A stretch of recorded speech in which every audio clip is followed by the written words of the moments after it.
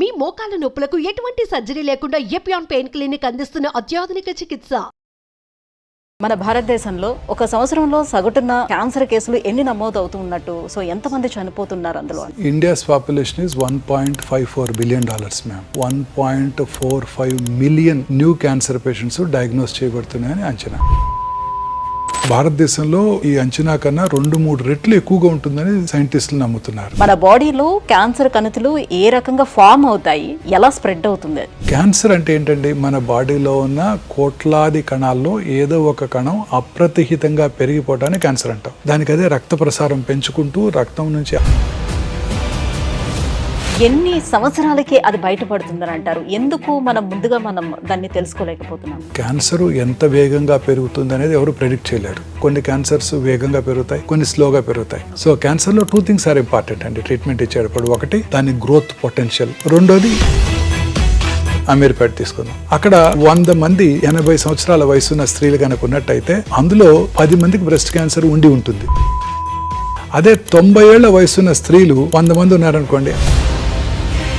గర్భాశయ క్యాన్సర్ విషయానికి వచ్చేటప్పటికి, సో హెచ్పివి వ్యాక్సిన్ ఎంతవరకు ప్రొటెక్ట్ చేస్తుంది, ఎవరికి ఇవ్వాలి? ఈ వైరస్ ఎంత స్మార్ట్ అంటే అది సర్వైకల్ ఎపిథీలియం లో ఉంటుంది, సెల్ లోపల ఉంటుంది. సో రిపీటెడ్ వైరల్ ఇన్ఫెక్షన్స్ వాళ్ళలో వస్తున్నట్టయితే వాళ్ళలో అది క్యాన్సర్ గా మారుతుంది.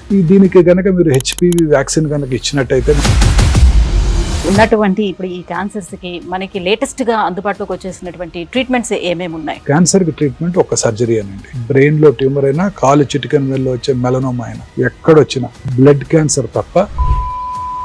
క్యాన్సర్ మన శరీరంలోకి వచ్చిన తర్వాత ఎన్ని సంవత్సరాలకి అది బయటపడుతుందని అంటారు? ఎందుకు మనం ముందుగా దాన్ని తెలుసుకోలేకపోతున్నాం? మొన్న మధ్య మిస్టర్ బిల్ గేట్స్ ద గ్రెయిల్ టెస్ట్, తను ఈ టెస్ట్ చేయించుకుంటానని చెప్పారు. ఆ టెస్ట్ ఏంటంటే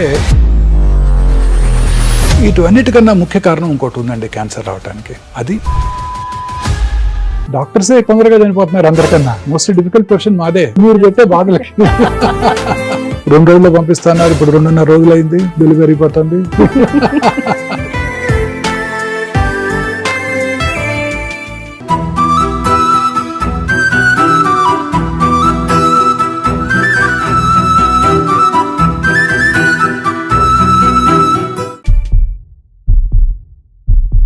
హలో సార్. నమస్తే అండి. సార్, మన భారతదేశంలో ఎక్కువ మరణాలు మొదట గుండెపోటుతో ఎక్కువ మంది చనిపోతూ ఉంటే తర్వాత ప్లేస్లోనే క్యాన్సర్తోనే ఎక్కువ మంది చనిపోతున్నారని చెప్తున్నారు.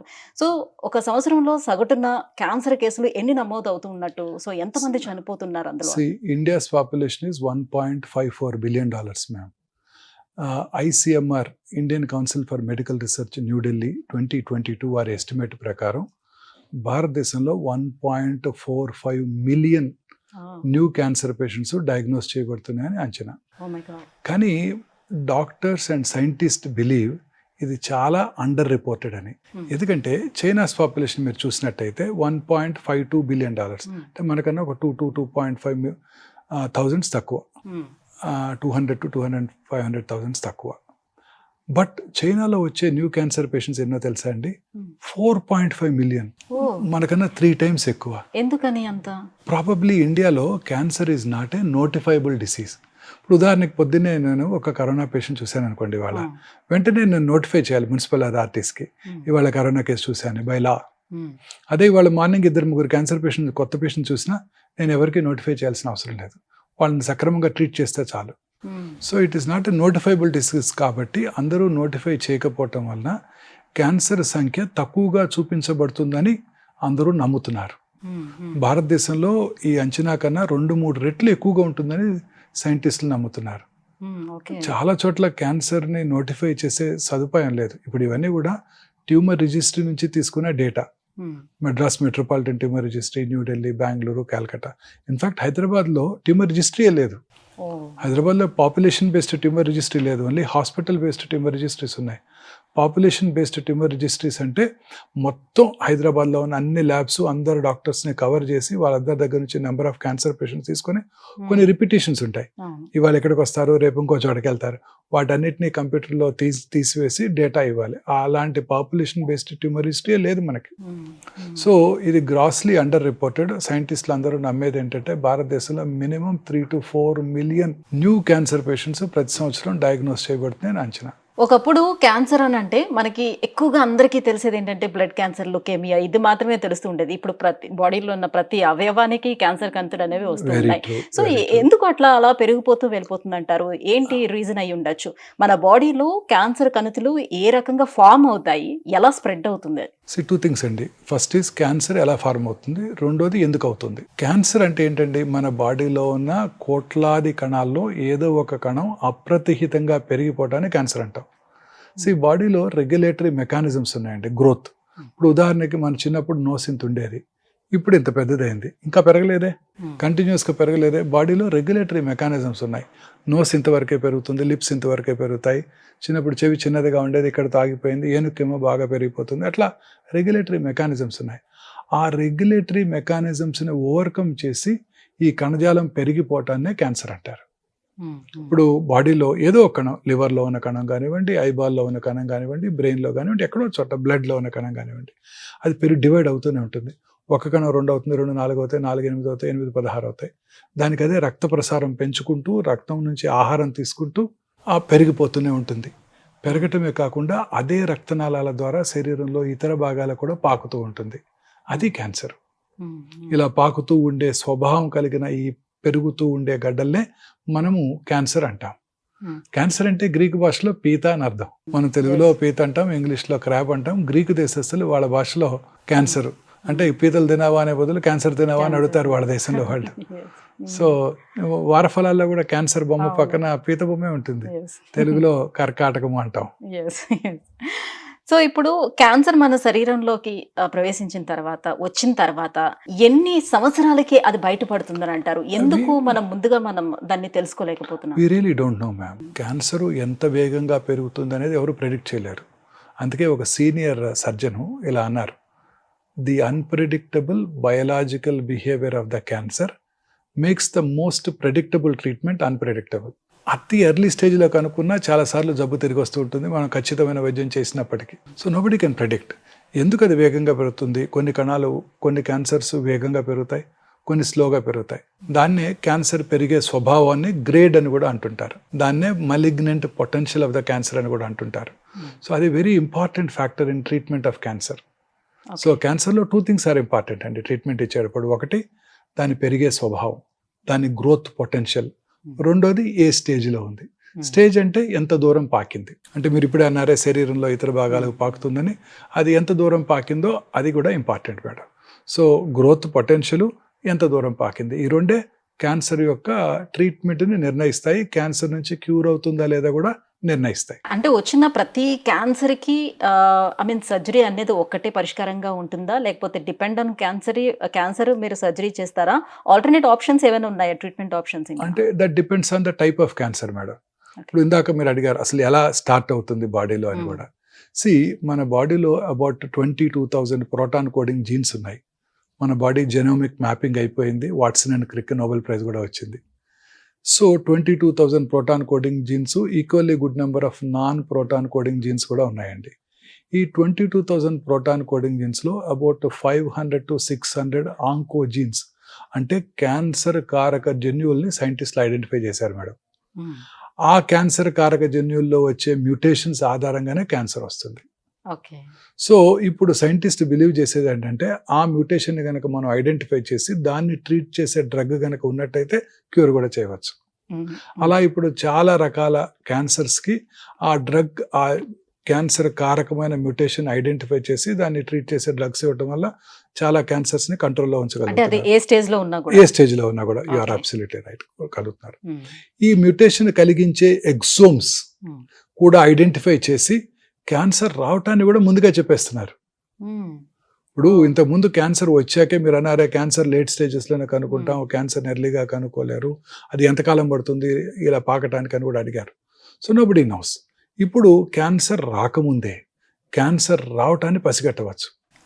మొన్న మధ్య మిస్టర్ బిల్ గేట్స్ ఒక పోడ్కాస్ట్లో మిస్టర్ నిఖిల్ కామత్తో, జెరోదా CEO అండ్ కో-ఫౌండర్, వారితో మాట్లాడుతూ తను ఈ టెస్ట్ చేయించుకుంటానని చెప్పారు, ద గ్రెయిల్ టెస్ట్. ఆ టెస్ట్ ఏంటంటే మనం ముందుగానే ఒక చిన్న బ్లడ్ టెస్ట్ కానీ స్వాబ్ టెస్ట్, బకల్ స్వాబ్ టెస్ట్లో ఎగ్జోమ్స్ని ఐడెంటిఫై చేసి ఈ ఎగ్జోమ్సే ఈ జెనెటిక్ మ్యూటేషన్ని ట్రిగ్గర్ చేస్తాయి కాబట్టి వాటిని ఐడెంటిఫై చేసి క్యాన్సర్ రావటాన్ని ముందుగా చెప్పేయచ్చు.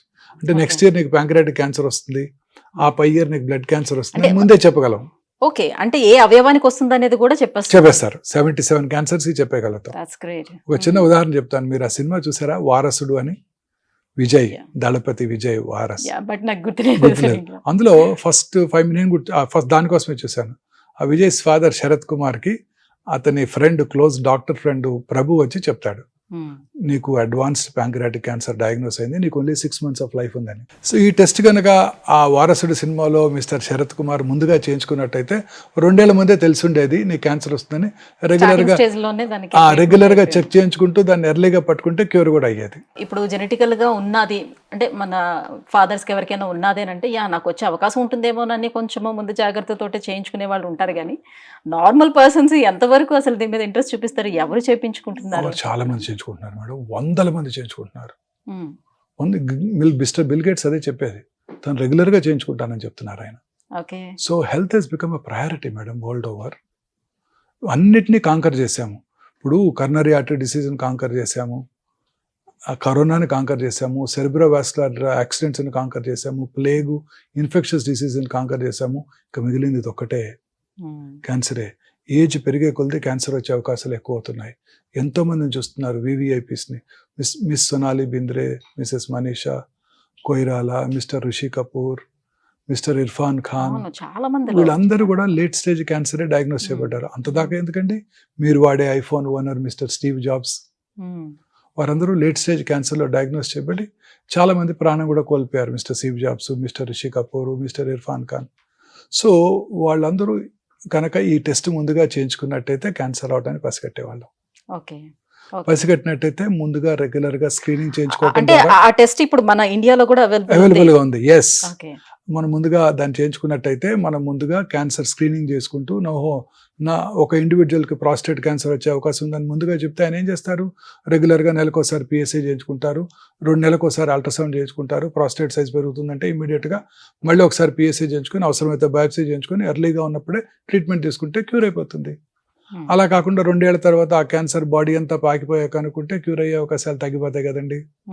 That is the advantage.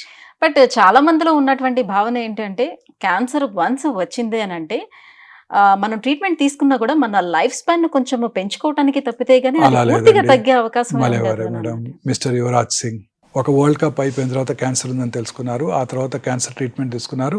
Next world కప్కి చక్కగా ఆడి ఇండియాకి వరల్డ్ కప్ గెలిచిపెట్టారు. ఇవాళే పేపర్లో వచ్చింది, ఆయన మిస్టర్ సచిన్ తెందుల్కర్తో, మిస్టర్ విరాట్ కోహ్లీతో కలిపి అక్కడ క్యాన్సర్ పేషెంట్స్కి, క్యాన్సర్ సర్వైవర్స్కి ఫండ్ సేకరిస్తున్నారు. ఇవాళ పేపర్లో చూశాను, ఇన్ లండన్లో ఇవాళే. చూడండి అతన్ని. అలాగే మన సినిమా మహేష్ బాబు గారితో యాక్ట్ చేశారు. మహేష్ బాబు, బిపాసా బాసు, లీజా రే, టక్కరి దొంగ. ఆ అమ్మాయికి ఆ సినిమా అయిపోయిన తర్వాత డ్రెడెడ్ మల్టిపుల్ మైలోమా డయాగ్నోస్ చేశారు. ఆ అమ్మాయి peripheral blood stem cell transfer చేయించుకొని క్యూర్ అయిపోయి ఇప్పుడు అనేక చారిటీ యాక్టివిటీస్, బుక్స్ కూడా రాస్తుంది మల్టిపుల్ మైలోమా పేషెంట్స్ హెల్ప్ చేయడం కోసం. చాలా మంది ఉన్నారు.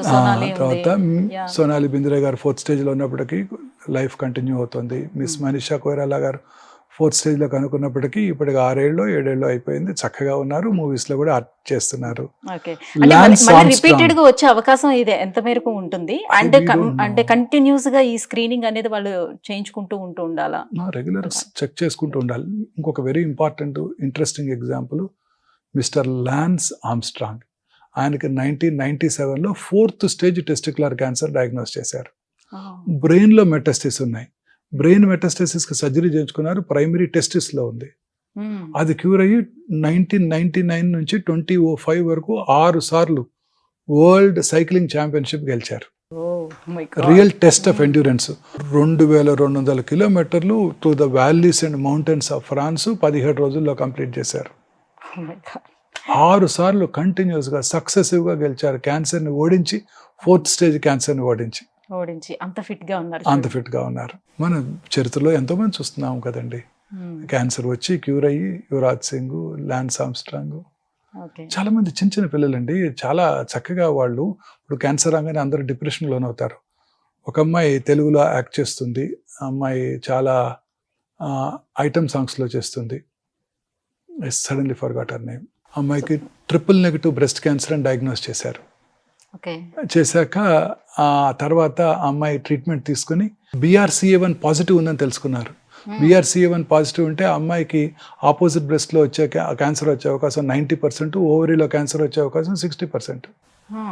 అది కూడా ట్రీట్మెంట్ అయిపోయిన తర్వాత మళ్ళీ అంతే బ్యూటిఫుల్గా ఆమె రెడీ అయ్యి డూ యూ మిస్ మీ అని ఒక ట్వీట్ చేశారు.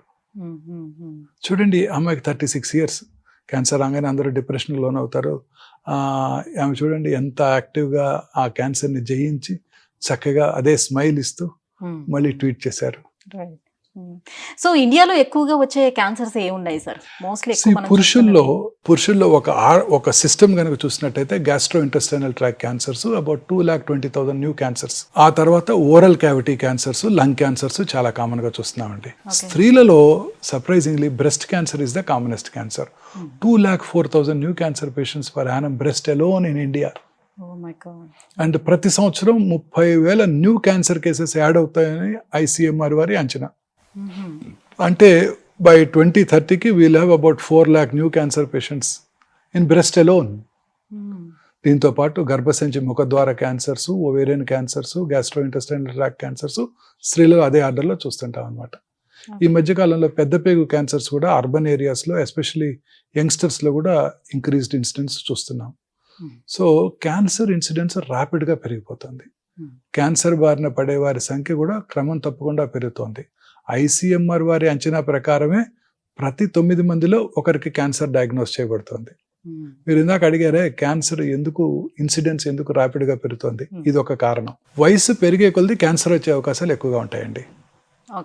ఉదాహరణకి మనకి ఇండిపెండెన్స్ వచ్చినప్పుడు మన లాంజివిటీ ఆయుర్దాయం 34 సంవత్సరాలు, ఇవాళ అబౌవ్ 70. సో వయసు పెరిగే కొద్దీ ఈ జబ్బులే వస్తాయి. ఇంతకుముందు ప్లేగ్ వచ్చి, స్మాల్ పాక్స్ వచ్చి, వైరల్ ఇన్ఫెక్షన్స్ వచ్చి, టైఫాయిడ్ వచ్చి చనిపోయేవారు తక్కువగా ఉండేవి. ఇప్పుడు అన్ని సర్వైవ్ అవుతున్నాం, వాటన్నిటిని మనం జయించాం. కరోనాను కూడా జయించాం, కరోనరీ ఆర్టరీ డిసీజ్ జయించాం. ఇప్పుడు ఎక్కువ మంది ఈ డిసీజ్ బారిన పడుతున్నారు. సో ఉదాహరణకి ఒక పర్టికులర్ జియోగ్రాఫికల్ ఏరియాలో అమీర్పేట తీసుకుందాం. అక్కడ 100 మంది 80 సంవత్సరాల వయసున్న స్త్రీలు కనుక ఉన్నట్టయితే అందులో 10 మందికి బ్రెస్ట్ క్యాన్సర్ ఉండి ఉంటుంది. It is so common. అదే 90 ఏళ్ల వయసున్న స్త్రీలు 100 మంది ఉన్నారనుకోండి, అదే అమీర్పేటలో 16 మందిలో బ్రెస్ట్ క్యాన్సర్ ఉంటుంది. సో వయసు పెరిగే కొలది ఈ బ్రెస్ట్ క్యాన్సర్ వచ్చే అవకాశాలు ఎక్కువ. ఎంత ఏజ్ దాటిన తర్వాత ఎప్పటికప్పుడు స్క్రీనింగ్ చేయించుకుంటూ ఉండాలి వాళ్ళు? కొన్ని రిస్క్ గ్రూప్స్ చిన్నప్పటి నుంచే చేయించుకోవాలి, అదర్వైజ్ 50 తర్వాత మాత్రం రెగ్యులర్గా చేయించుకోవాలి. ఉదాహరణకి పురుషులు సంవత్సరానికి ఒకసారి PSA టెస్ట్, అలాగే స్మోకింగ్ హిస్టరీ ఉన్న వాళ్ళు 6 నెలలకు ఒకసారి లో డోసేజ్ CT స్కాన్తో CT స్కాను, కొంతమందికి కోలన్ క్యాన్సర్ హిస్టరీ ఉన్నట్టయితే కొలనోస్కోపీ లేదా sigmoidoscopy, faecal occult blood testing. స్త్రీలైతే రిస్క్ ఫ్యాక్టర్స్ ఉన్నట్టయితే 30, 35, 40 మ్యామోగ్రఫీ పరీక్ష, 30 నుంచే pap smear testing regular gynaecological examination, వారికిగా వారు రెగ్యులర్గా చెక్ చేసుకోవటం, బ్రెస్ట్ ఎగ్జామినేషన్, సెల్ఫ్ ఎగ్జామినేషన్. కానీ మ్యామోగ్రఫీ వచ్చేసి మనకి 45 తర్వాత కానీ చేయరు అని చెప్తున్నారు. అలానే లేదు మేడం, రిస్క్ గ్రూప్స్ 30 yearsకే చేస్తారు. మ్యామోగ్రఫీ వర్క్స్ అనే ప్రిన్సిపల్ ఆఫ్ కాంట్రాస్ట్. మ్యామోగ్రఫీ మీద మీరందరికీ చాలా అపోహలు ఉన్నాయండి. మ్యామోగ్రఫీ వల్ల రేడియేషన్ ఎక్స్పోజర్ ఎక్కువ ఉంటుంది, మ్యామోగ్రఫీ వల్లనే క్యాన్సర్ వచ్చేస్తుంది అని. అది పూర్తిగా అపోహ మాత్రమే మేడం. ఇప్పుడు కొత్త డిజిటల్ మ్యామోగ్రఫీతో రేడియేషన్ ఎక్స్పోజర్ చాలా తక్కువ. అలాగే మ్యాగ్నిఫైడ్ వ్యూ, అలాగే కోన్ డౌన్ వ్యూ తీసుకోవాలన్నా కూడా by the switch off press of a button you will get it. You don't have to recall, మళ్ళీ పిలిచి మళ్ళీ మ్యామోగ్రామ్ చేయాల్సిన అవసరం లేదు డిజిటల్ మ్యామోగ్రఫీ మెషిన్స్తో. అలాగే 3D మ్యామోగ్రఫీ మెషిన్స్ కూడా అందుబాటులోకి వచ్చాయి. ఆ తర్వాత ఇప్పుడు కొన్ని డౌట్ఫుల్ కేసెస్కి MR మ్యామోగ్రామ్ చేస్తున్నాం, అసలు రేడియేషన్ ఎక్స్పోజరే లేకుండా. సో అలాగే అంటే ఇప్పుడు ఒక్కొక్క క్యాన్సర్ కి ఒక్కొక్క పరీక్ష దానికన్నా బదులుగా మీరు ఇంతకు ముందు చెప్పినట్టుగా, సో బిల్ గేట్స్ తను ఎప్పుడు చేసుకున్నాను గ్రేట్, సో అది ఒక్కటి చేయించుకుంటే ఏ క్యాన్సర్ ఉన్నా కూడా తెలుస్తుంది, ముందే తెలిసిపోతుంది. ఏ క్యాన్సర్ వచ్చేది కూడా తెలుస్తుంది, ఉందా లేదా కాదు మేడం, వచ్చేది కూడా తెలిసిపోతుంది. ఒక ఆర్టికల్ చదివాను సార్, ఒక ఈస్ట్ గోదావరి డిస్టిక్ లో బలభద్రపురం అనే ఒక విలేజ్ లో, సో ఉన్నది చాలా తక్కువ మంది, అందులో ఆల్మోస్ట్ ఒక 70 members వరకు కూడా ఐడెంటిఫై చేశారు క్యాన్సర్ ఉన్నట్టుగా. సో అందరికి కూడా ఆల్మోస్ట్ అందరికి కూడా క్యాన్సర్ బారిన పడుతూ వస్తున్నారు, ఇంకా కూడా దానికి సంబంధించి సర్వే కూడా జరుగుతూ వస్తుంది. గ్రామస్తులు చెప్తున్నటువంటి మాట ఏంటంటే, సో మాకు ఇక్కడ దగ్గరలోనే కొన్ని కంపెనీస్ అవన్నీ కూడా ఫ్యాక్టరీస్ అవి వస్తున్నాయి. సో మాకు నీటి కాలుష్యం, గాలి కాలుష్యం అన్నీ అవుతుంది. మేబీ దానివల్లే మాకు వస్తుందేమోనని. బట్ ఇప్పుడు వరకైతే ఎటువంటి నిర్ధారణ అయితే జరగలేదు దేనివల్ల వస్తుందని అనేది.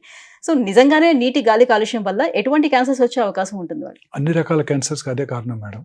ఓకే. మీరు ఇంతకుముందు బలభద్రపురం ఈ మధ్య న్యూస్లో విన్నారు. అంతకుముందు అదే కోస్టల్ ఆంధ్రప్రదేశ్లో ఒంగోలులో క్యాన్సర్ ఇన్సిడెన్స్ చాలా ఎక్కువ అండి. 15 ఏళ్ల క్రితమే we have adopted a village where the incidence of cancer చాలా ఎక్కువగా ఉన్నప్పుడే, ఒమేగా 2010లోనే. ఆ తర్వాత అందాకెందుకండి, మన Ramagundam super thermal power plant, coal ఎక్కడైతే బర్న్ చేస్తారో దానికి 1 కిలోమీటర్ రేడియస్లో అన్ని క్యాన్సర్సే వస్తాయి మేడం.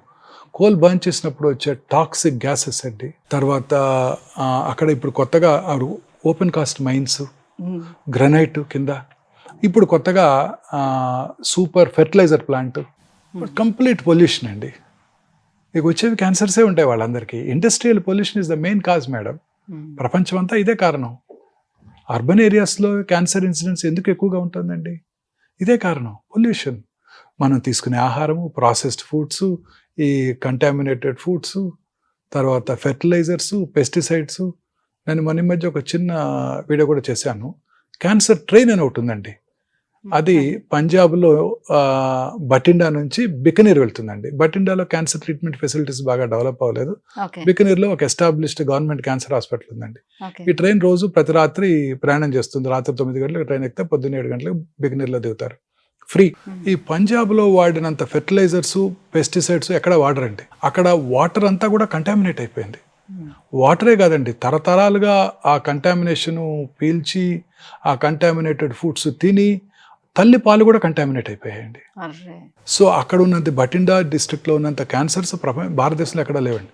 యాజ్ సచ్ పంజాబ్లో క్యాన్సర్ ఇన్సిడెన్స్ చాలా ఎక్కువ అండి. కారణం ఈ ఫెర్టిలైజర్స్, పెస్టిసైడ్స్. అక్కడ వాళ్ళ ఫుడ్, తీసుకునే ఫుడ్ కూడా వాళ్ళు rich people. Average Punjabi farmer is richer than American farmer. వాళ్ళకి 2 క్రాప్స్ ప్రతి సంవత్సరం, ఒక వీటు, ఒక రైస్ క్రాప్, 2 చక్కటి సారవంతమైన సింధు నది కింద ఫెర్టైల్ ల్యాండ్స్. మనలాగా తుఫాన్లు, ఉప్పెన్లు ఉండే వాళ్ళకి చక్కగా regular rainfall, regular Bhakra Nangal water, వాళ్ళకి అత్యద్భుతమైన క్రాప్ ఈల్డ్, రిచ్ పీపుల్. అలవాట్లు కూడా రిచ్గానే ఉంటాయి. ఆల్కహాలిజము, డ్రగ్స్ అక్కడ చాలా ఎక్కువ. సో అందువల్ల వాళ్ళలో వచ్చే నెంబర్ ఆఫ్ క్యాన్సర్స్ ఎక్కువ.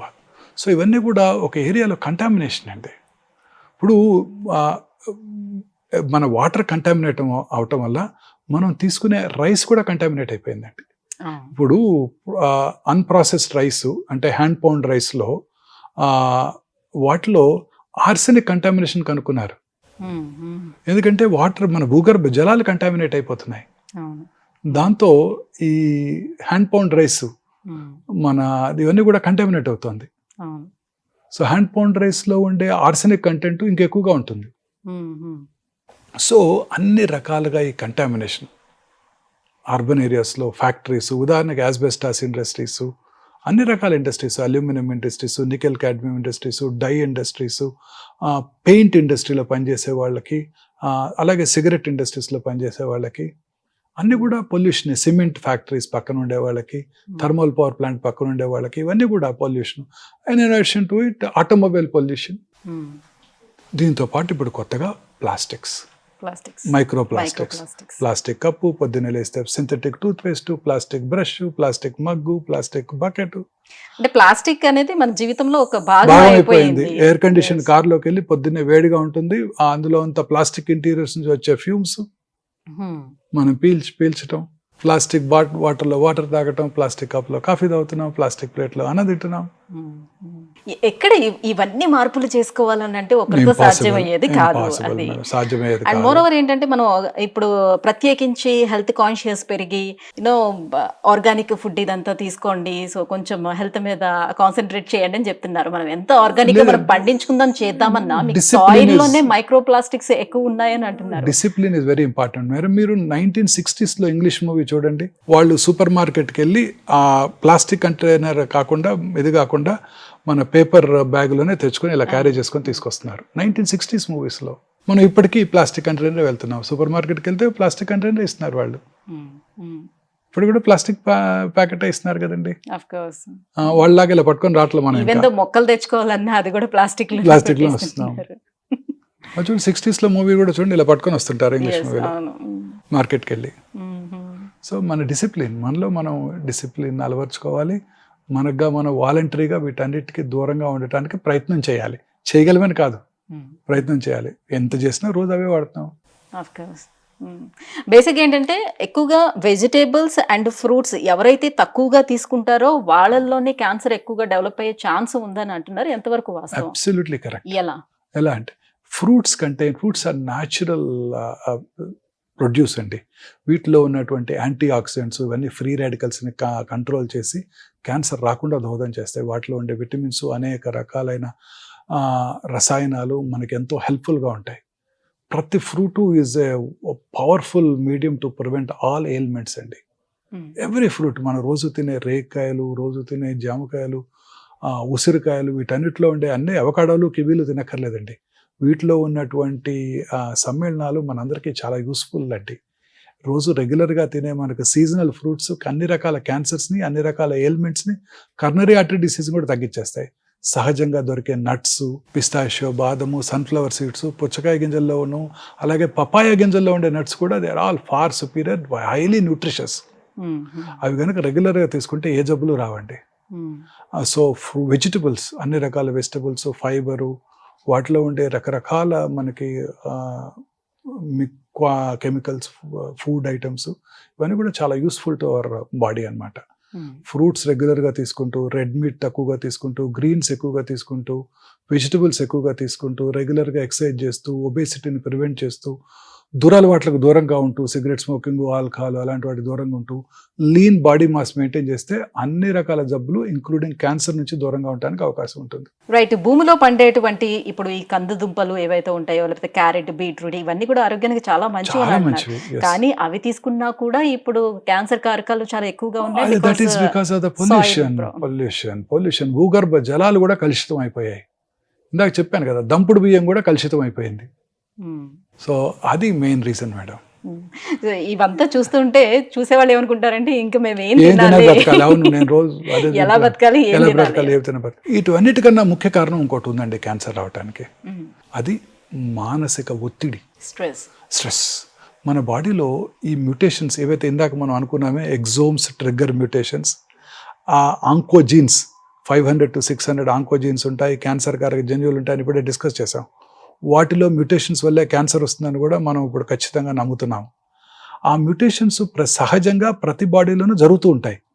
కానీ బాడీ యొక్క ఇమ్యూన్ మెకానిజమ్స్, మన శరీరంలో ఉండే ఇమ్యూన్ మెకానిజమ్స్ వాటిని నలిఫై చేస్తాయి, అంటే వాటిని న్యూట్రలైజ్ చేస్తాయి. ఆ ఇమ్యూనిటీ దెబ్బతిన్నప్పుడు ఆ mutations take upper hand and cancer వస్తుంది. So stress is the most important cause అన్ని రకాల జబ్బులకి, ఇంక్లూడింగ్ క్యాన్సర్కి. అది ఫినాన్షియల్ స్ట్రెస్ కానివ్వండి, మెంటల్ స్ట్రెస్ కానివ్వండి, వర్క్ ప్రెషర్ కానివ్వండి, పిల్లలకి చదువుకో ఎంట్రన్స్లో సీట్ రావాలని మనం పెట్టే స్ట్రెస్ కానివ్వండి, ఇప్పుడు మన ఇద్దరికి మన ప్రొఫెషన్లో ఎక్సెల్ అవ్వాలి, మీరేమో మీ ప్రొఫెషన్లో, నేనేమో నా ప్రొఫెషన్లో ఎక్సెల్ అవ్వాలి. స్ట్రెస్ లేకుండా ఎలా?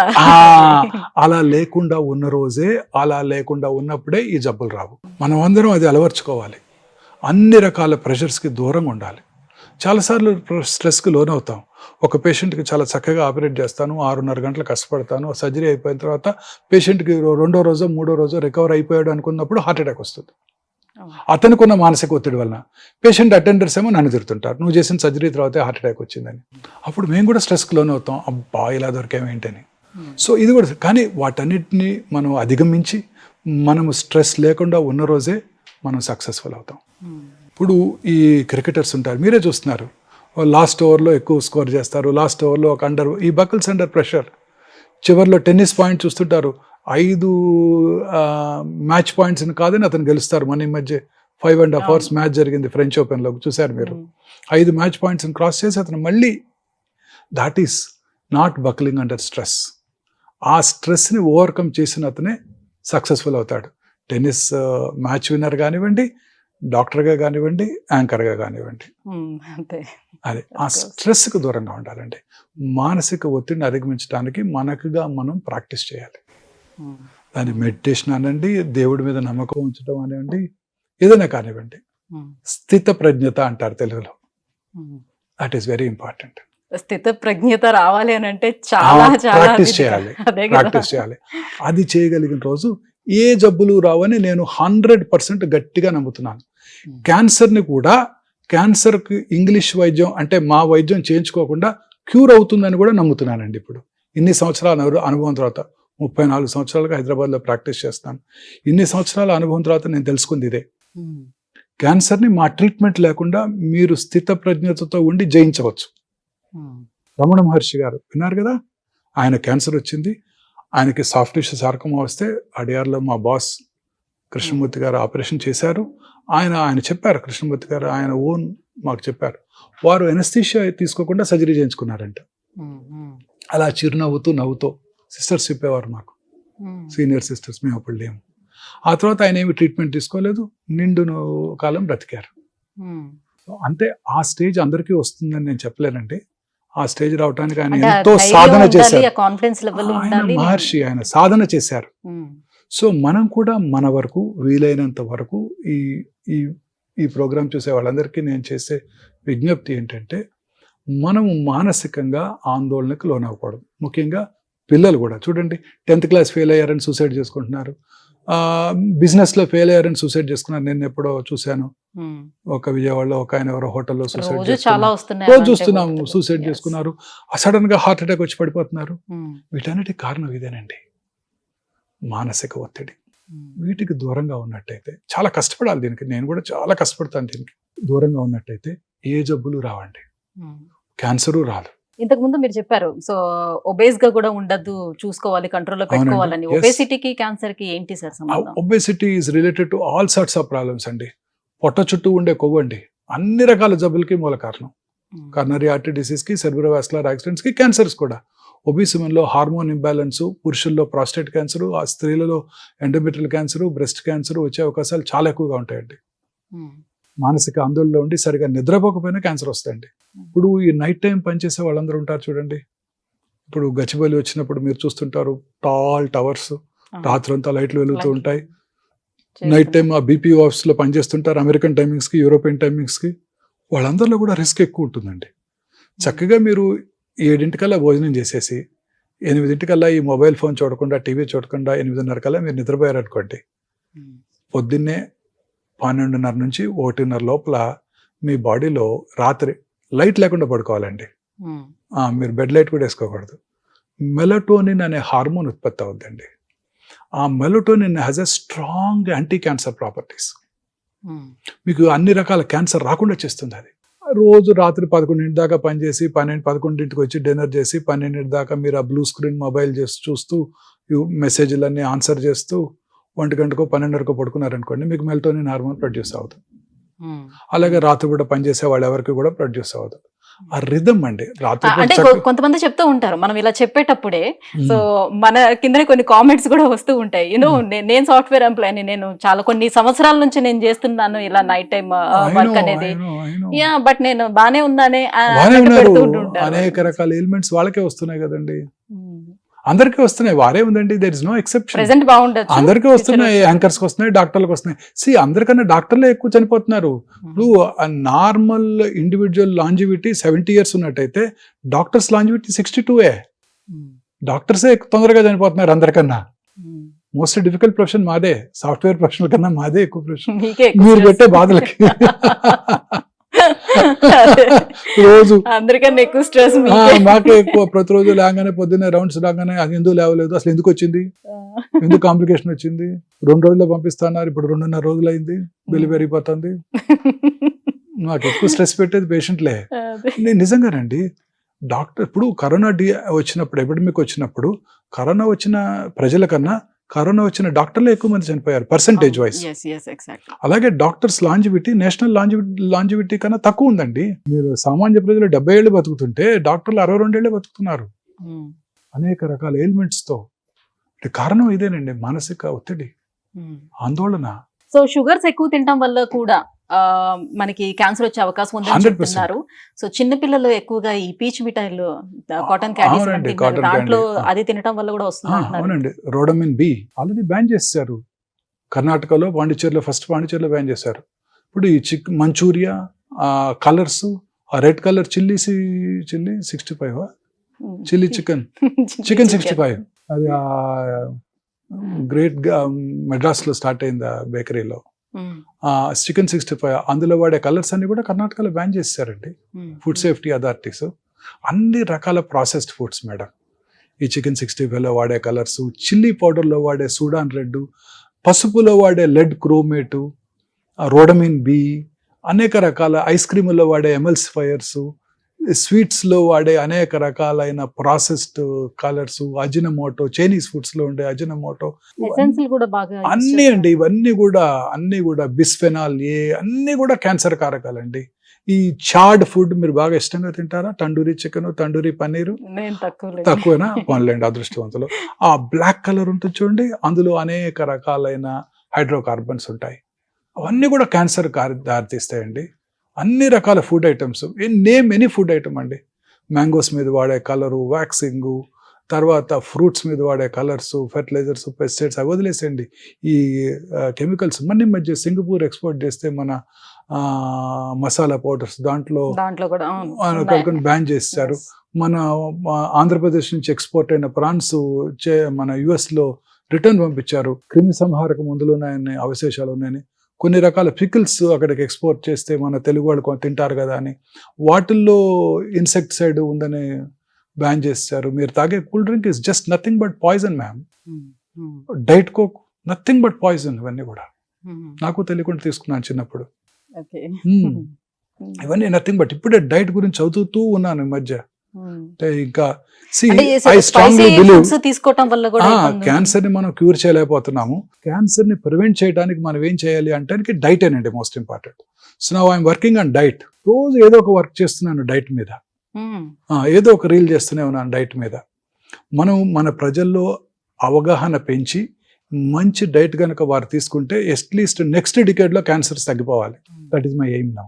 సో ఇవన్నీ కూడా అన్ని రకాల ఫుడ్ ఐటమ్స్, ప్రాసెస్డ్ ఫుడ్స్, ఇవన్నీ కూడా చాలా హానికరం అండి. పిల్లలు తినే చూరోసు, పిల్లలు తినే వాడేమంటారండి చాలా రకరకాల ఐటమ్స్, పిజ్జాలు, బర్గర్లు అన్నీ కూడాను, కుర్కురేసు అన్నీ కూడా. అసలు ఆ కుర్కురేస్ లో ప్లాస్టిక్ కూడా ఉంటుందంట, మైక్రో ప్లాస్టిక్స్. అన్ని రకాల ఫుడ్ ఐటమ్స్ కూడా డేంజరస్ అండి. ఓన్లీ ఫుడ్ లోని కలిపే కలర్స్ మాత్రమేనా, లేకపోతే మనకి ఇప్పుడు వాల్ పెయింట్స్ వేస్తూ ఉంటామా? అలానే ఇప్పుడు వినాయక చవితి కూడా వస్తుంది. సో వినాయక చవితిలోనే ప్లాస్టర్ ఆఫ్ ప్యారిస్ కి దానికి కూడా పెయింట్స్ వేస్తూ ఉంటారు. అన్ని రకాలు హానికరమేనండి. న్యాచురల్ పెయింట్స్ వాడుకోవాలి. అందాకెందుకండి, ఇప్పుడు మీరు అన్నారే ప్లాస్టిక్ బాటిల్లో వాటర్ తాగితే మైక్రో ప్లాస్టిక్స్ మన శరీరంలో ఇంజెస్ట్ చేస్తామని. నిన్ననే ఫ్రాన్స్ లో ఒక స్టడీ జరిగిందండి. అక్కడ అన్ని చోట్ల గ్లాస్ బాటిల్సే వాడతారు. ఆ గ్లాస్ బాటిల్స్ లో కూడా మైక్రో ప్లాస్టిక్స్ ఉన్నాయి. మరి అదెలా వచ్చింది అని మీరు అడగాలి నెక్స్ట్ క్వశ్చన్. ఆ గ్లాస్ బాటిల్ కున్న లిడ్ ఉంది చూడండి, ఆ లిడ్ కింద పెయింట్ చేస్తారే, అందులోంచి వచ్చాయంట. సో ఎక్కడి నుంచి అసలు ఎస్కేప్ అవ్వడానికి ఛాన్స్ సో అది. సో పూర్వకాలం లాగా మట్టి పాత్రలు, స్టెయిన్లెస్ స్టీల్, దాని ఏమంటారు మన మరచెంబు, రాగి మరచెంబు, రాగి, ఇత్తడి, ఇలాంటివన్నీ. మళ్ళీ అల్యూమినియం డేంజరస్ మేడం. అల్యూమినియం పాత్రలో వంట చేయడం కూడా డేంజరస్ అండి. మరి చుట్టే అల్యూమినియం ఫాయిల్స్ కూడా పరోటాస్ కి, పుల్కాకి నాకు ఇంకా కూడా అల్యూమినియం ఫాయిల్ లో పట్టుకొస్తున్నారు. నేను కూడా అడిగితే మా క్యాంటీన్ లో మొన్నే చెప్పాను తీసుకురాకండి అని, ఎవరికి సర్వ్ చేయొద్దని. ఇప్పుడు మీరు క్విక్ కామర్స్ లో మీరు ఆర్డర్ చేస్తారు. ఇప్పుడు ఈ పాన్స్ అన్ని యూస్ చేస్తున్నాం, ఇప్పుడు తగ్గిపోయిందండి, అన్ని అయిపోయింది. నాన్ స్టిక్ పాన్స్ అన్ని అవుట్డేటెడ్, ఇప్పుడు ఎవరు వాడట్లేదండి. కాస్ట్ ఐరన్ ఇవే వాడుతున్నారు అందరూ కూడా. సో తర్వాత మీరు క్విక్ కామర్స్ లో ఆర్డర్ చేస్తారు ఇడ్లీ, ఆ బ్లాక్ ప్లాస్టిక్ కంటైనర్ లో వస్తాయి, చాలా అట్రాక్టివ్ గా ఉంటుంది కదా, చక్కగా ప్లాస్టిక్ స్పూన్ తో తినేస్తాం కదా. అవన్నీ 100% క్యాన్సర్ కారకాలు. పొద్దున్నే వైట్ ప్లాస్టిక్ లో వచ్చే ఇడ్లీ. నిన్న కూడా చాలా సంవత్సరాలు అయిపోయింది చోలే భతురా తిని మా అబ్బాయిని అడిగాను, ఎక్కడ దొరుకుతుంది చోలే భతురా అంటే హల్దీరామ్ లో బాగుంటుంది డాడ్ అని. మన సండే తెప్పిస్తే ప్లాస్టిక్ కంటైనర్ లో ఉంది, తినబుద్ధి కాలేదు ఇంకా. మా చిన్నప్పుడు ఇట్ వాజ్ వెరీ ఫేమస్. పాండిచేరిలో కాలేజ్లో, మెడికల్ కాలేజ్లో వన్స్ వీక్ సర్వ్ చేసేవారు. ఇప్పుడు అది గుర్తుకొచ్చి ఇన్ని సంవత్సరాలతో తెప్పిస్తే తినలేదండి. I was so scared. So ఈ ప్లాస్టిక్ కంటైనర్స్ అన్ని డేంజరస్ ఏనండి. సో ఇప్పుడు మహిళల్లో వచ్చేటువంటి బ్రెస్ట్ క్యాన్సర్ గురించి మాట్లాడుకుందాం. అలాగే గర్భాశయ క్యాన్సర్ విషయానికి వచ్చేటప్పటికి, సో హెచ్పివి వ్యాక్సిన్ ఎంతవరకు ప్రొటెక్ట్ చేస్తుంది, ఎవరికి ఇవ్వాలి ఈ వ్యాక్సిన్ అనేది, సో ఎప్పుడు ఇస్తే అది హెల్ప్ఫుల్ అవుతుంది? 100% human papillomatous virus is the causative agent for cervical cancer. Okay. ఈ రిపీటెడ్ వైరల్ ఇన్ఫెక్షన్ వల్ల ఈ క్యాన్సర్ వస్తుందండి. ఈ క్యాన్సర్ ఈజ్ ఒక ఇంట్రెస్టింగ్ టైప్ అండి ఇది. ఇదేంటంటే ఇప్పుడు కరోనా వైరస్ ఇన్ఫెక్షన్ వచ్చింది అనుకోండి, ఆ తర్వాత మనకి దాంట్లో యాంటీబాడీస్ డెవలప్ అవుతాయి. రెండోసారి కరోనా ఇన్ఫెక్షన్ వస్తే మనం దాన్ని చక్కగా ఓవర్కమ్ అవ్వగలుగుతాం కదా. ఈ వైరస్ ఎంత స్మార్ట్ అంటే హ్యూమన్ పాపిలోమాటస్ వైరస్ అది సర్వైకల్ ఎపిథీలియంలో ఉంటుంది, సెల్ లోపల ఉంటుంది, మన బాడీలో ఉండే ఇమ్యూన్ మెకానిజమ్స్కి చెక్కదు. సో దట్ యాంటీబాడీస్ డెవలప్ అవ్వవు. సో రిపీటెడ్ వైరల్ ఇన్ఫెక్షన్స్ వాళ్ళలో వస్తున్నట్టయితే వాళ్ళలో అది క్యాన్సర్గా మారుతుంది. సో దీనికి గనక మీరు హెచ్పివి వ్యాక్సిన్ కనుక ఇచ్చినట్టయితే మన పిల్లలకి, అప్పుడు దాంట్లో ఇమ్యూనిటీ డెవలప్ అయ్యి ఆ రిపీటెడ్ వైరల్ ఇన్ఫెక్షన్స్ని ప్రివెంట్ చేస్తుంది. తద్వారా క్యాన్సర్ రాకుండా ఉంటుంది. ఐడియల్ ఏజ్ పిల్లలకి 9 to 14 years. ఇండియన్ గవర్నమెంట్ మొన్న ఈ మధ్యనే లాస్ట్ ఇయర్ బడ్జెట్లోనే అనౌన్స్ చేశారు, మన పిల్లలందరికీ కూడా వాళ్ళ గవర్నమెంట్ ఫ్రీగా వ్యాక్సిన్ అందజేస్తుంది. బాయ్స్ అండ్ గర్ల్స్ ఇద్దరికి? గర్ల్స్కి. Only girls. గర్ల్స్కి. యాక్చువల్లీ బాయ్సే ఈ ఇన్ఫెక్షన్ ఆడపిల్లలకి ఇస్తారు. సో బాయ్స్ కూడా ఇమ్యూనిటీ పెంచడానికి కోసం అనేక రకాల క్లినికల్ ట్రయల్స్ జరుగుతున్నాయి. వన్స్ దే ఆర్ అసెస్డ్ ఆ తర్వాత బాయ్స్కి ఇవ్వడం జరుగుతుంది. ఇప్పటి వరకు మొన్ననే మిసెస్ నిర్మలా సీతారామన్ అనౌన్స్ చేశారు, మన ఆడపిల్లలందరికీ 10 years రాగానే 2 doses ఆఫ్ వ్యాక్సిన్ 14 వరకు ఇచ్చేస్తే సరిపోతుందండి. ఆ తర్వాత తీసుకునే వాళ్ళు మాత్రం 3 doses తీసుకోవాల్సి ఉంటుంది. 3 doses. ఓకే. అంటే ఈ హెచ్పివి వైరస్ అనేది కేవలం లైంగిక సంబంధాల మూలంగానే ఇది స్ప్రెడ్ అవుతుందా? సైంటిఫిక్ గా ఇది ప్రూవెనా? Yes, proven very much. Okay. Michael Douglas ఆయనకు ఓరల్ క్యావిటీలో వచ్చింది. He believes it's because of oral sex. Famous Hollywood movie artist, Kramer versus Kramer, very famous artist. Okay. Basic instinct డిటెక్టివ్గా చేస్తాడు. ఆయనకి టంగ్ క్యాన్సర్ వచ్చింది, బేస్ టంగ్ క్యాన్సర్, క్యూర్ అయిపోయింది, he was fine. So human papillomatous virus is the most important cause for oral cancers in United States. ఇండియాలో it is tobacco. ఆడవాళ్ళలో గర్భసంచి ముఖద్వార cancer. So ఇవన్నీ కూడా హ్యూమన్ పాపిలోమాటస్ వైరస్ ఇన్ఫెక్షన్ వల్లే వస్తున్నాయండి. Right sir, ఇక treatments విషయానికి వద్దాం. సో ఉన్నటువంటి ఇప్పుడు ఈ క్యాన్సర్స్ కి మనకి లేటెస్ట్ గా అందుబాటులోకి వచ్చేసినటువంటి ట్రీట్మెంట్స్ ఏమేమి ఉన్నాయి? క్యాన్సర్కి ట్రెడిషనల్ ట్రీట్మెంట్స్ ఏనండి. Surgery is the main stay of treatment. కానీ చాలా మందిలో ఒక అపోహ ఉంది, కత్తి పెడితే క్యాన్సర్ పెరిగిపోద్ది. ఇప్పుడు కూడా అడుగుతుంటారు నన్ను. ఇంత మన అవగాహన కార్యక్రమాలు గత 30 ఏళ్ళుగా నేను చేస్తున్నప్పటికీ, నేనే కాదు ఇప్పుడు కొన్ని 100 మంది క్యాన్సర్ సర్జన్స్, స్పెషలిస్టులు అనేక రకాల యూట్యూబ్ ప్రోగ్రామ్స్ చేస్తున్నప్పటికీ, మన న్యూస్ పేపర్స్, టీవీ ఛానల్స్ అనేక రకాలు మీరు ఎంతో కష్టపడి ఈ ప్రోగ్రామ్స్ చేస్తున్నప్పటికీ కూడా చాలా మంది ఈ రోజు కూడా అడుగుతారు, బయాప్సీ చేయాలి అనగానే ఏంటి బయాప్సీ చేస్తారా, నీడిల్ పెట్టి గుచ్చుతారా, తేనె తుట్టిని కదిలిస్తే ఎలా పెరిగి పాకిపోతుందో అలా క్యాన్సర్ పాకిపోతుందంట కదా అని అడుగుతుంటారు. చదువుకున్న వాళ్ళే.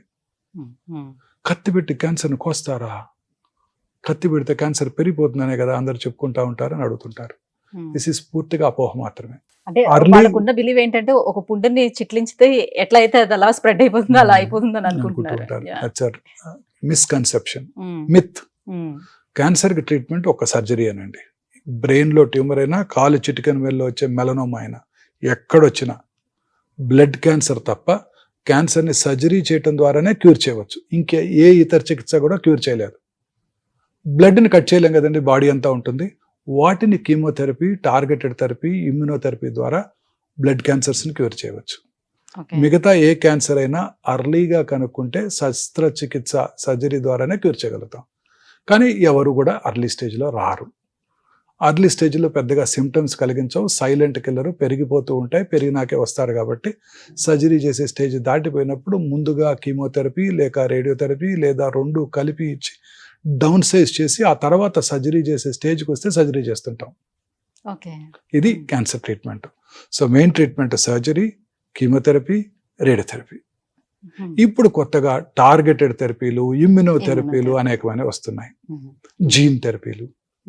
టార్గెటెడ్ థెరపీ అంటే కొన్ని రకాల మందులు క్యాన్సర్ సెల్నే టార్గెట్ చేస్తూ శరీరంలో ఉన్న ఇతర కణజాలానికి ఎటువంటి హాని కలిగించినటువంటివి టార్గెట్ థెరపీస్.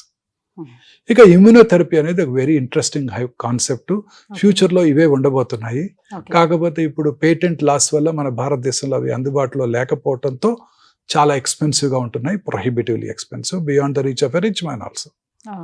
ఈ ఇమ్యూనోథెరపీ యొక్క కాన్సెప్ట్ ఏంటంటే మన బాడీలో టీ సెల్స్ అని ఉంటాయి, కిల్లర్ సెల్స్. ఆ కిల్లర్ సెల్స్, టీ సెల్స్ మన బాడీలోకి వచ్చే ప్రతి ఫారిన్ బాడీని డిస్ట్రాయ్ చేసేస్తాయి. ఉదాహరణకి bacterial infection, TB infection, corona viral infection, transplanted organ. For example ఎవరైనా పేషెంట్కి ట్రాన్స్ప్లాంట్ చేశారనుకోండి, ఇమీడియట్గా అతని బాడీలో ఉండే ఆ రెసిపియంట్ యొక్క బాడీలో ఉండే టీ సెల్స్ ఆ ట్రాన్స్ప్లాంటెడ్ ఆర్గన్ని డ్యామేజ్ చేసేసి రిజెక్ట్ చేసేస్తాయి. అందుకే కిడ్నీ ట్రాన్స్ప్లాంట్ తర్వాత కానీ, లివర్ ట్రాన్స్ప్లాంట్ తర్వాత కానీ, హార్ట్ ట్రాన్స్ప్లాంట్ తర్వాత కానీ ఇమ్యూనో సప్రెసివ్ థెరపీ ఇస్తారు, లైఫ్ లాంగ్ ఇస్తారు. So that our own immunity does not reject that organ. So అలా రిజెక్ట్ చేస్తాయి. అలాగే మన టీ సెల్స్ క్యాన్సర్ సెల్ని కూడా డిస్ట్రాయ్ చేసేస్తాయి. మరి మన టీ సెల్స్ యాక్టివ్గా ఉండాలంటే మనం ఏం చేయాలండి? ప్రశాంతంగా ఉండాలి, హ్యాపీగా ఉండాలి. సంతోషం సగం బలం, సగం కాదు 100% బలం. సో ఈ టీ సెల్స్ యాక్టివ్గా ఉన్నట్టయితే మనకి ఏ జబ్బులు రావు. కానీ cancer cells are much smarter than scientist. అవేం చేస్తాయి? ఈ టీ సెల్స్ని మాస్క్ చేస్తాయి లేదా బ్లాక్ చేస్తాయి. ఈ అన్మాస్కింగ్ అంటే క్యాన్సర్ సెల్ టీ సెల్ని మాస్క్ చేయకుండా కాపాడటాన్నే ఇమ్యూనోథెరపీ అంటాం. సో ఈ అన్మాస్క్ చేసి మన సెల్స్ని రీయాక్టివేట్ చేసి మన టీ సెల్స్ వెళ్ళి క్యాన్సర్ని చంపేయటాన్నే ఇమ్యూనోథెరపీ అంటారు. Most natural way of killing the cancer. So ఇంకా రానున్న కాలంలో ఇవే ఉంటాయి. క్యాన్సర్కే కాదు, అన్ని రకాల ఎలిమెంట్స్కి ఇవే ఉంటాయి, ఇమ్యూనోథెరపీసే ఉంటాయి. అది ఫ్యూచర్ అంతా ఇదే ఉండబోతుంది. సో టీబీని ఏ రకంగా 4 డ్రగ్స్. మా చిన్నప్పుడు టీబీ నేను 8th క్లాస్లో మా అంకుల్ని మెడ్రాస్ తీసుకెళ్ళాను. తాంబరంలో India world's biggest TB hospital ఉండింది. ఆయనకి రెసిస్టెంట్ ట్యూబర్క్లోసిస్ ఉంటే లోవర్ లోబెక్టమీ చేశారు క్యూర్ చేయడానికి. 1975 when I was in 7th grade. సో ఇప్పుడు క్యాన్సర్కి అదే సర్జరీలు చేస్తున్నాం.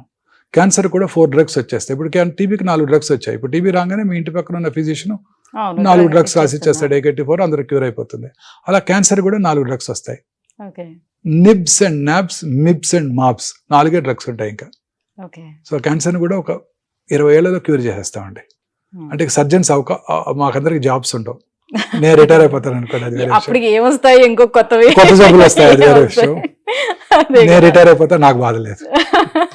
అదేగా రైట్ సార్. ఇప్పటికీ మిమ్మల్ని అడుగుతూ ఉంటారు కదా, ట్రీట్మెంట్ తీసుకున్న వాళ్ళందరూ కూడా యూనో కీమోథెరపీ కానీ రేడియేషన్ థెరపీ కానీ తీసుకుంటే సైడ్ ఎఫెక్ట్స్ చాలా ఉంటాయి అని. సో కీమోథెరపీలో కూడా ఒకసారి ప్లాటిన్ ఉపయోగించి ఒకసారి ప్లాటిన్ తోటి చేతులు కాళ్ళు అన్ని మంటలు వస్తాయి. చాలా తక్కువ అండి, మనకు వచ్చే బెనిఫిట్ తో కంపేర్ చేస్తే అది చాలా తక్కువ. అంటే వైద్యం అంటే గులాబ్ జామున్ తిన్నట్టు తీయగా ఉంటది కదండి, చేదుగానే ఉంటది. కొన్ని భరించాలి, తప్పదు కదా. మరి ఏం చేస్తాను చెప్పండి? పొద్దున్నే నిద్రలేసి రావాలి రౌండ్స్ కంటే కష్టంగానే ఉంటుంది, తప్పదు కదా. మీరు కూడా మధ్యాహ్నం లంచ్ చేశాక ఈ ప్రోగ్రామ్కి రాకుండా నిద్రపోవాలని ఉంటుంది కదా. Life is like that. చిన్న వైద్య సైడ్ ఎఫెక్ట్స్ భయపడి వైద్యం చేయించుకోకపోతే ఎలాగండి?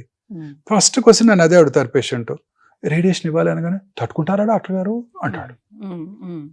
వదిలేస్తే ఏమవుతావు అని అడుగుతాను నేను. ట్రీట్మెంట్ తర్వాత వాళ్ళ ఇమ్యూన్ సిస్టమ్ ఎలా ఉంటుంది సార్? బాగుంటుందండి. ఇది జస్ట్ మిస్నోవర్ అంతేనండి, మిస్కన్సెప్షన్ అండి.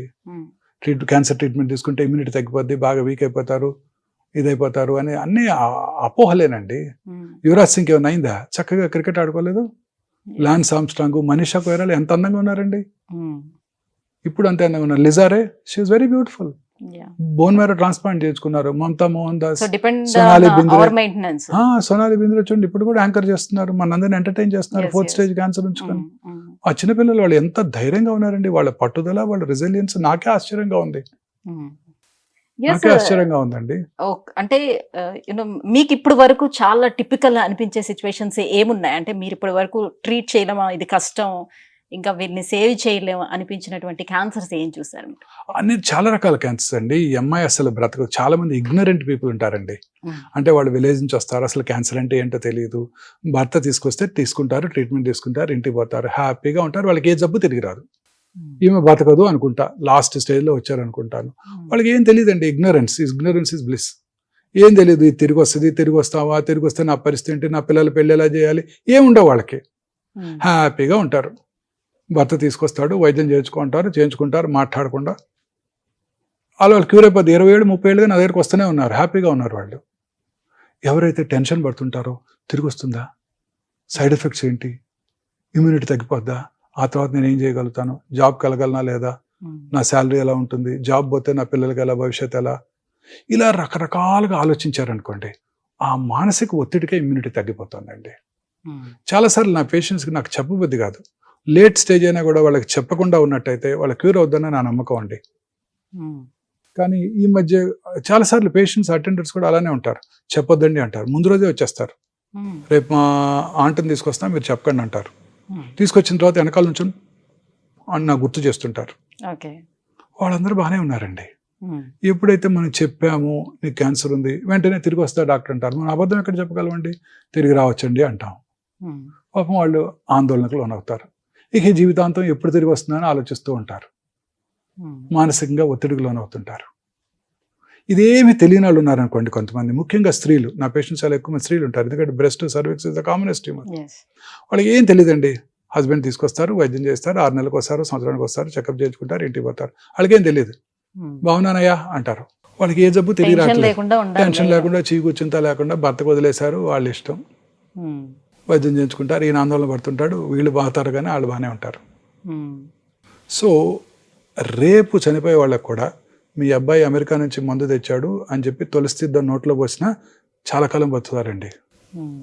సో మానసిక ధైర్యం చాలా ఇంపార్టెంట్ అండి. ఇప్పుడు నా పేషెంట్స్ అందరూ కూడా నేను యోగా, ఆర్ట్ ఆఫ్ లివింగు, తర్వాత అన్ని religious preachings. Religion is nothing but inculcating that feeling that God is everything, you leave it to him. అప్పుడు కొంచెం మనసు ప్రశాంతంగా ఉంటుంది. So religious preachings, teachings, yoga, meditation, art of living, తర్వాత సద్గురు, బ్రహ్మకుమారిస్, ఇవన్నీ కూడా మనం మానసిక ఒత్తిడిని అధిగమించడానికి హెల్ప్ చేస్తాయి. సాధన, this is more important than our treatment. You know sir, ఇప్పుడు హెచ్ఐవి ఉంది. హెచ్ఐవి ఉన్న వాళ్ళకి క్యాన్సర్ వస్తే బతికే ఛాన్స్ ఎంతవరకు ఉంటుంది? అసలు ట్రీట్ చెయ్యొచ్చు అంటారా? 100% అండి. నాకు హెచ్ఐవి పేషెంట్లు 34 ఏళ్ళు బతుకుతున్న వాళ్ళు ఉన్నారండి. 2002లో నేను ఇండో అమెరికన్లో పనిచేసినప్పుడు చూసిన ఒక పేషెంట్ ఇప్పటికి వస్తున్నారు. హెచ్ఐవి పేషెంట్స్ అందరికీ క్యాన్సరే వస్తుంది చాలా మంది. కారణం ఏంటంటే వాళ్ళ ఇమ్యూనిటీ తక్కువగా ఉంటుంది కదా, క్యాన్సర్స్ వస్తాయి. సో వాళ్ళకి రెగ్యులర్గా ట్రీట్మెంట్ చేస్తూ వాళ్ళకి మంచి ఆరోగ్యము, మంచి వాళ్ళ హెచ్ఐవి ట్రీట్మెంటు, మంచి ఆహారం తీసుకుంటుంటే వాళ్ళు నార్మల్గా బతికేస్తున్నారండి. 34 ఏళ్ళు బతికిన వాళ్ళు నాకు చాలా మంది ఉన్నారు. లింఫోమా నాకు ఒక more than 1000 పేషెంట్స్ ఉన్నారండి. సో హెచ్ఐవి పేషెంట్స్ కూడా నార్మల్గానే ట్రీట్ చేయాలి వాళ్ళని. వాళ్ళు కూడా మంచి ఆహారం తీసుకుంటూ, ఆ మందులు సక్రమంగా వాడుకుంటూ, క్యాన్సర్ ట్రీట్మెంట్ తీసుకుంటే వాళ్ళకు కూడా క్యూర్ అయిపోతుందండి. అసలు ఎటువంటి ప్రాబ్లం ఉండదు. డెఫినెట్ అండి, అన్ని రకాలుగా అన్ని క్యూర్ అవుతాయండి మీరు ధైర్యంగా ఉన్నట్టయితే. అంతే. రైట్. ఈ క్యాన్సర్ పైన చాలా మందికి ఉన్నటువంటి కొన్ని అపోహలు ఏవైతే ఉన్నాయో అవి క్లారిఫై చేసుకుందాం సార్. సో ఒక్కొక్కటి వాళ్ళకు ఉన్నటువంటి అపోహలన్నీ అడుగుతూ ఉంటాను. రైట్. మూవీ ఆర్టిస్ట్ పేరు గుర్తు రాలేదు నాకు, హంసానందిని. Very pretty. మన హీరోయిన్స్ అందరికన్నా అందంగా ఉంటుంది, మంచి టాల్ పర్సన్, చాలా మంచి కాంపిటీషన్, చాలా. మిర్చి సినిమాలో ఉంది. ఆ అమ్మాయి ఆ క్యాన్సర్ వచ్చింది అని చెప్పి ఆ తర్వాత క్యాన్సర్ ట్రీట్మెంట్ తీసుకుంటూ షేవెన్ హెడ్ ని చూపించి, మన చాలా మంది ఫ్యామిలీ ఉమెన్ కూడా అదేంటి హెయిర్ ఊడిపోద్దని డిప్రెషన్లో అవుతారు. అమ్మాయి చూడండి, అంత టాప్ మూవీ ఆర్టిస్ట్ అయ్యుండి, సోనాలి బింద్రే, మనీషా కొయిరాలా వాళ్ళ క్లీన్ హెడ్ని చూపించి, ఇదిగో నేను చూడు నేను ఎలా ఉన్నాను అని చూపించి మళ్ళీ అమ్మాయి ఆ తర్వాత రికవర్ అయినాక మళ్ళీ చక్కగా అంతే అందంగా ఉందండి అమ్మాయి, ఇంకా అందంగా ఉంది రికవర్ అయినాక. డిడ్ యూ మిస్ మీ అని అడుగుతుంది ట్వీట్ చేసి. నేను ఇమీడియట్గా ట్వీట్ చేశాను, వై మిస్డ్ యూ మ్యామ్. మీ రెసిలియన్స్, మీ పట్టుదల, మీ యొక్క ప్రెషర్ తీసుకునే ఇది అంతా చాలా అద్భుతం. ఇది ఇట్స్ ఎన్ మన క్యాన్సర్ పేషెంట్స్ అందరికీ ఒక ఆదర్శం అని నేను ట్వీట్ చేశాను మళ్ళీ. ఆ చిన్నపిల్లలండి, అమ్మాయి వయసు ఎంత 34 or 37 ఉంటాయి. అంటే ఎంత ధైర్యంగా ఉన్నారండి. సోనాలి బింద్రేకి వచ్చినప్పుడు 42 years, మనీషా కొయిరాలాకి వచ్చినప్పుడు 37 years, మమతా మోహన్ దాస్కి వచ్చినప్పుడు ఎంతండి 30 years, యువరాజ్ సింగ్ 27 years. చూడండి యువరాజ్ సింగ్ ఎలా ఉన్నారు ఇప్పుడు, ఎంత ధైర్యంగా ఉన్నారు. And they are all lease are 24 years. So cancer అనేది క్యూరబుల్, అది మాత్రం పెట్టుకోవాలి. వాళ్ళందరూ ఇప్పుడు చారిటీ ప్రోగ్రామ్స్ చేస్తూ, క్యాన్సర్ పేషెంట్స్ కి అవేర్నెస్ క్రియేట్ చేస్తూ, క్యాన్సర్ పేషెంట్స్ కి ఫండ్స్ మొబిలైజ్ చేస్తున్నారు. చూడండి ఎంత ధైర్యంగా, ఎంత ఆనందంగా ఉన్నారు. Yuvraj Singh today, I saw in the newspaper today, మొత్తం ఇంగ్లీష్ కెవిన్ పేటర్సన్, తర్వాత విరాట్ కోహ్లీ, తర్వాత సచిన్ తెండూల్కర్, వాళ్ళంతా కలిసి ఇంగ్లాండ్లో ప్రోగ్రామ్స్ చేస్తూ క్యాన్సర్ పేషెంట్స్కి అవేర్నెస్ క్రియేట్ చేస్తూ, క్యాన్సర్ ఫండ్ ఒకటి పెట్టి క్యాన్సర్ చారిటీకి, రీసెర్చ్కి వారు మనీ కలెక్ట్ చేస్తున్నారు. ఈ లిజారే తను రాసిన పుస్తకాల మీద, తను చేసిన ఫ్యాషన్ షోల మీద వచ్చిన మనీ అంతా కూడా డొనేట్ చేసేసారు చారిటీకి, మల్టిపుల్ మైలోమా రీసెర్చ్. ఎస్, ఎందుకంటే వాళ్ళు అది ఫేస్ చేశారు కాబట్టి. చాలా మంది ఫేస్ చేశారండి, ఇండస్ట్రీ చేశారు కాబట్టి వాళ్ళకి తెలుస్తుంది చాలా మంది దీని ఫేస్ నుంచి ఎలా చేశారు. ఎవరైనా బయటపడాలి, ఏం డొనేట్, చేయాలి, ఎవరికి మనం హెల్ప్ చేస్తే దాని పెయిన్ ఎలా ఉంటుంది. చాలా మంది పొలిటీషియన్స్, ఇండస్ట్రియలిస్ట్ కూడా ఫేస్ చేశారు. వాళ్ళు ఎవరు ఇలా చేయలేదే, ఈ పిల్లలు ఇలా చేస్తున్నారు. నేను అనుకున్నాను మూవీ ఇండస్ట్రీలో వాళ్ళందరికీ ఇంత ఇంటెలిజెన్స్, ఇంత ఓర్పు, ఇంత రిజల్ట్స్ ఉంటుందని ఎప్పుడు అనుకోవాలి. ఏదో చక్కగా యాక్ట్ చేస్తారు, వెళ్ళిపోతారు, డబ్బులు తీసుకుని అనుకున్నాను తప్ప వాళ్ళలో ఇంత మెచ్యూరిటీ ఉంటుంది. వాళ్ళే అందరికన్నా ఇంత బాగా సబ్జెక్ట్ని గ్రాస్ప్ చేసి ప్రజలకు సహాయం చేస్తున్నారు. ఎంత ధైర్యం ఉండాలండి ఆ అమ్మాయికి, సోనాలి బింద్రేకి చివరి స్టేజ్ క్యాన్సర్లో ఉండి షోలో కూర్చొని మన ఎంటర్టైన్ చేయడానికి. That is spirit. వయసు ఎంత అండి? నాకు 60 years వచ్చినాయి. నాకే చాలాసార్లు ఆందోళనకు లోనవుతుంటాను. అమ్మాయి చూడండి, లైఫ్ 4th stage అయినా కూడా ఎంత ధైర్యంగా మనిషి ఒకరు ఎన్ని షోస్ చేస్తున్నారు, ఫ్యాషన్ షోస్లో పార్టిసిపేట్ చేస్తున్నది. సో చాలా మంది ఉన్నారు అలా చెప్పుకోవడానికి. మనం చెప్పుకున్నా పోతూ ఉంటుంటే చాలా మంది కనిపిస్తూ ఉంటారు. సో బేసిక్గా ఏంటంటే క్యాన్సర్ అనేటప్పటికల్లా నేను చచ్చిపోతానేమో అనే ఫీలింగ్ చాలా మందిలో ఉంటుంది. బట్ క్యాన్సర్ అనేది క్యూరబుల్.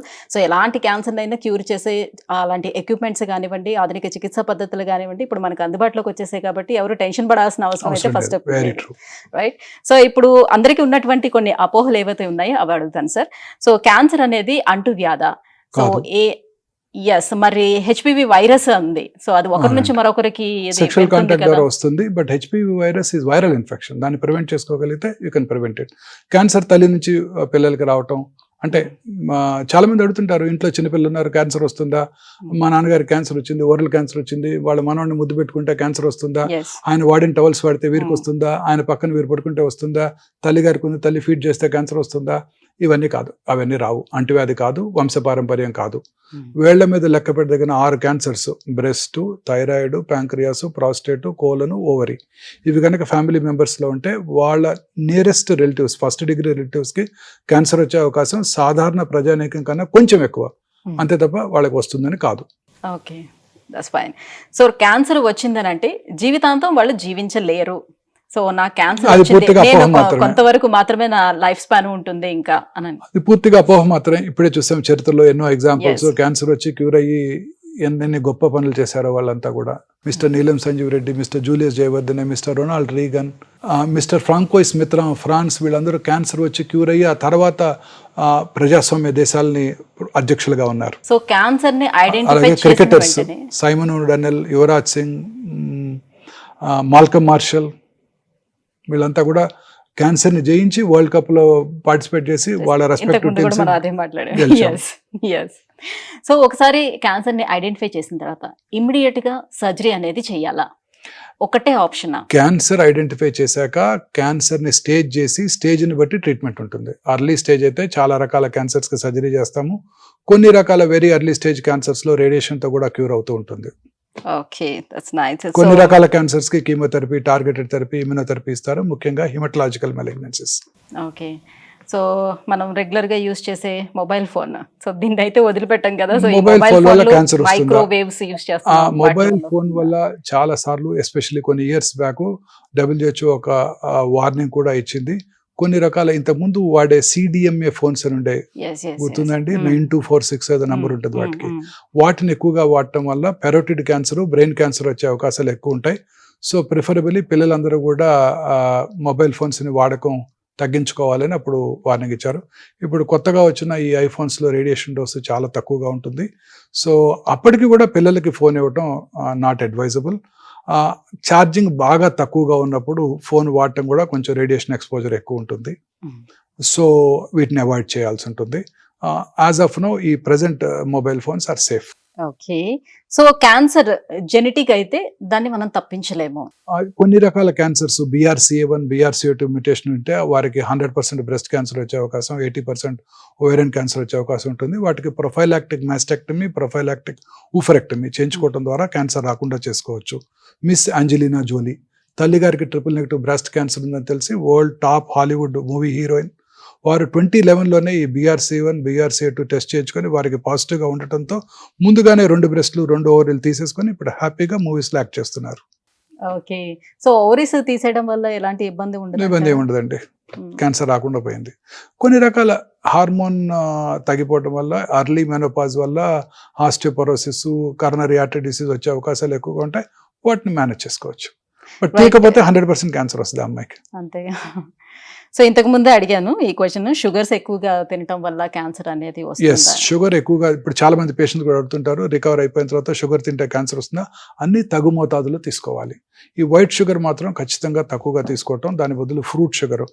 కార్బోహైడ్రేట్స్ 50%, ప్రోటీన్ 30%, ఫ్యాట్ 20% తప్పనిసరి మీకు నాకు పేషెంట్ కూడా. Hmm. సో ఆ కార్బోహైడ్రేట్ ఎలా తీసుకుంటాం అనేది మోస్ట్ ఇంపార్టెంట్. ఈ రిఫైన్డ్ వైట్ షుగర్ కన్నా రా షుగర్స్, ఫ్రూట్స్ నుంచి వచ్చే sugars are far superior. So cancer treatment తీసుకున్న తర్వాత ఎప్పటికైనా ఆ దుష్ప్రభావాలు మన పైన ఉంటాయి. సో లైఫ్ లాంగ్ మనం ఆ సైడ్ ఎఫెక్ట్స్ అనేది భరించాల్సి ఉంటుంది. అలా ఏమి ఉండదండి. చాలా ఎగ్జాంపుల్స్ చరిత్రలో చెప్పాను, వాళ్ళందరూ హ్యాపీగా ఉంటున్నారు. Cricketers, movie artist, politicians, ex presidents అందరి గురించి చెప్పాను. Yes, ఆ సైడ్ ఎఫెక్ట్స్ ఏమి ఉండకుండా ఉండటానికి ఏం ఏమి చేయాలంటారు? ఆ లైఫ్ ఏమి స్టైల్ ఉండవండి, చేంజెస్ వాళ్ళకి ఏమి ఏమి ఉండవు. రొనాల్డ్ రేగన్ గారికి ఏమి లేదు, ఆయన క్యాన్సర్ వల్ల చనిపోలేదు, అల్జీమర్స్ డిసీజ్ వల్ల చనిపోయారు. ఓకే. ఫ్రాంకోయిస్ మిత్రానికి ప్రాస్టేట్ క్యాన్సర్ ఉండింది, జూలియస్ జేవదనకి ప్రాస్టేట్ క్యాన్సర్ ఉండింది, వారు కర్నరీ ఆర్టరీ డిసీజ్ వల్ల చనిపోయారు. మిస్టర్ నీలం సంజీవ్ రెడ్డి గారికి లంగ్ క్యాన్సర్ ఉండింది, వారు కార్డియోమైపతి వల్ల చనిపోయారు 15 ఏళ్ల తర్వాత, 20 ఏళ్ల తర్వాత. ఓకే. So fine. క్యాన్సర్ అంటే మరణ శాసనం కాదు. yes, it's not exactly. Like writing an obituary note. మీరు ఇన్ని ఎగ్జాంపుల్స్ చెప్పిన తర్వాత కూడా ఇంకా అది మరణ శాసనం అని అనుకుంటే ఎలా అవుతుంది? Foolish. రైట్. సో ఎప్పుడు కూడా వాళ్ళ అబ్జర్వేషన్ లో లైఫ్ లాంగ్ ఉండాల్సిందేని అంటారా? ట్రూ, రెగ్యులర్ చెకప్ లో ఉండటం మంచిది. ఇప్పుడు నాట్ దట్ ఆ క్యాన్సర్ తిరగబెడుతుందని కాదండి. ఓకే. ఇప్పుడు ఓరల్ క్యావిటీలో బక్కల్ మ్యూకోజాలో క్యాన్సర్ వచ్చింది అనుకోండి, వాళ్ళకి అదే ఏరియాలో ఇంకో చోట వచ్చే అవకాశాలు ఎక్కువగా ఉంటాయి. రెగ్యులర్ స్క్రీనింగ్ చేసుకుంటూ ఉండటం మంచిది. Thank you sir, thank you so much. Me precious టైంని మాకు స్పెండ్ చేశారు, ఈ క్యాన్సర్ల పైన ఇంత అవగాహన కూడా కల్పించారు. సో అందరికీ ఉన్నటువంటి అపోహలను కూడా క్లియర్ చేశారు. Thank you so much. Thank you అండి, నమస్తే.